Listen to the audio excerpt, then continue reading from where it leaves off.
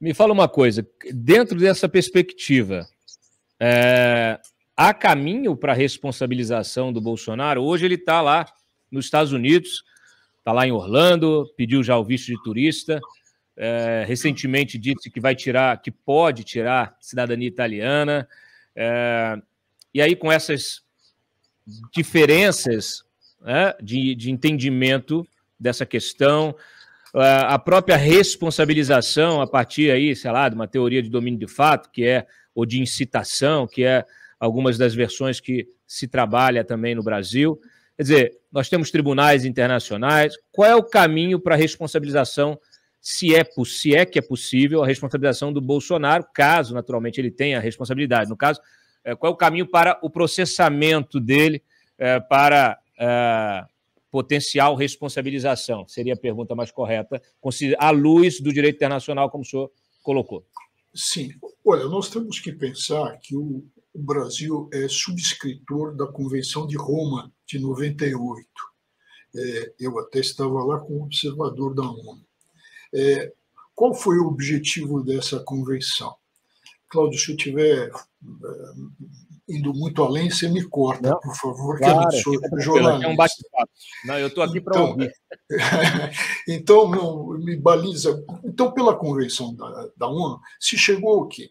Nós tivemos, pela ONU, um tribunal militar, o que não foi uma boa com relação a Nuremberg, com relação a Tóquio na Segunda Guerra Mundial, com relação ao nazismo. E a atuação, evidentemente, do exército japonês em apoio ao nazismo, ao nazifascismo. Nós tivemos depois, na sequência, a ONU com tribunais ad hoc para os atos. Isso, tribunais, um para a ex-Iugoslávia e outro para a África. Então, que não foi o ideal. Então, teve a Convenção da ONU, onde se conseguiu criar um Tribunal Penal Internacional. A ter jurisdição em todos os países, com exceção aqueles que não aceitavam a jurisdição internacional. Caso, por exemplo, Israel, Estados Unidos e outros, Sri Lanka, Índia, foram 7 países ao total que não aceitam a jurisdição. E se fez a convenção e o Brasil é subscritor. Daí surgiu o Tribunal Penal Internacional. Importante, qual é a competência dele? Dentre outras, para genocídios e crime contra a humanidade. Em tese, eu vou falar em tese, os atos que ocorreram no dia 8 de janeiro passado,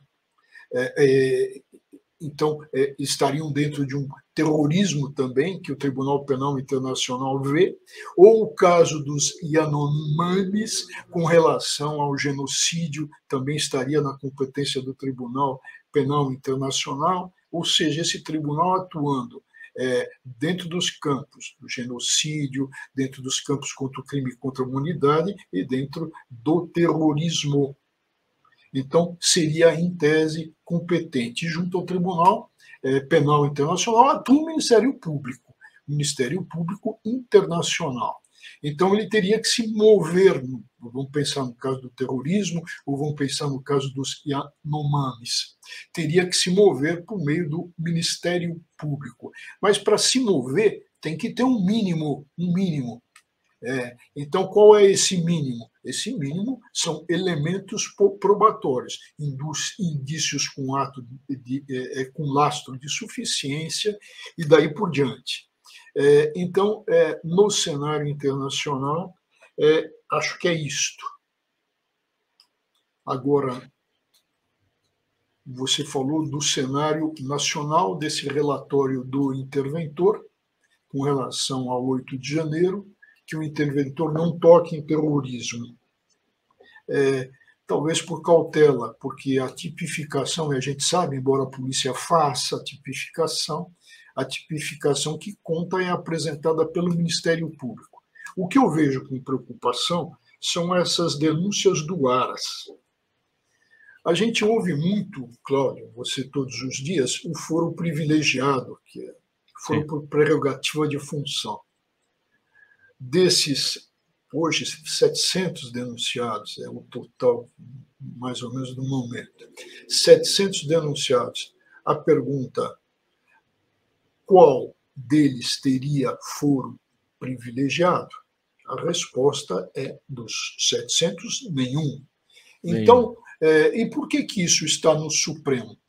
Aí nós temos que pensar um pouquinho no Cirque du Soleil, no contorcionismo do Cirque du Soleil, mas na área jurídica, né? E qual foi o contorcionismo? E que vai deixar o Supremo, evidentemente, naquilo que popularmente se chama sinuca de bico.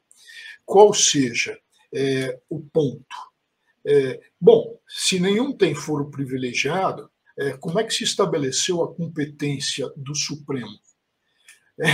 Segundo o Alexandre de Moraes, que atua muito com uma espécie de Torquemada, essa competência estaria no regimento do Supremo, competência e atribuição que foi alargada, porque o poder de polícia era para atos ocorridos dentro da sede do Supremo, mas isso se alargou. Então, o Supremo passou a como Papa, né, a ter aí uma atribuição maior do que aquela do Vaticano, Urbi et Orbi. Então, engloba tudo. Então, no Supremo tem um limite brasileiro. Mas, então, seria uma competência por matéria, com base num regimento do Supremo, artigo 42 ou 34, não me lembro bem, que diz exatamente do poder de polícia do Supremo. Ora, estão acima desse regimento do Supremo, que passa a englobar o Brasil e a tal da sinuca de bico que eu fiz a menção. Sim. Eles se meteram num enredo de difícil solução, né? Eles criaram esse enredo, aliás, essa coisa, né, do foro de prerrogativa em função do próprio Supremo ser o alvo disso. Eles estenderam isso para todo tipo de interpretação, e hoje nós temos inquéritos que estão abertos, já entrando aí pelo 5º ano, né? Inquéritos que não são concluídos, que não chegam a conclusão nenhuma, permanecem abertos. E eu me lembrei do Gilmar Mendes e de outros ministros do Supremo encerrando inquéritos, encerrando processos que estavam abertos já com denúncia apresentada ou pré-denúncia. O pessoal, até referente à Lava Jato, né, com 1 ano o inquérito não tinha movimentação, o inquérito estava aberto, não tinha conclusão, não tinha avanço, não tinha nada. O Gilmar ia lá e encerrava o inquérito, porque passou do tempo de ficar aberto sem nenhum tipo de avanço. Quer dizer, a gente aqui está num estado permanente de Cirque du Soleil. Cirque du Soleil.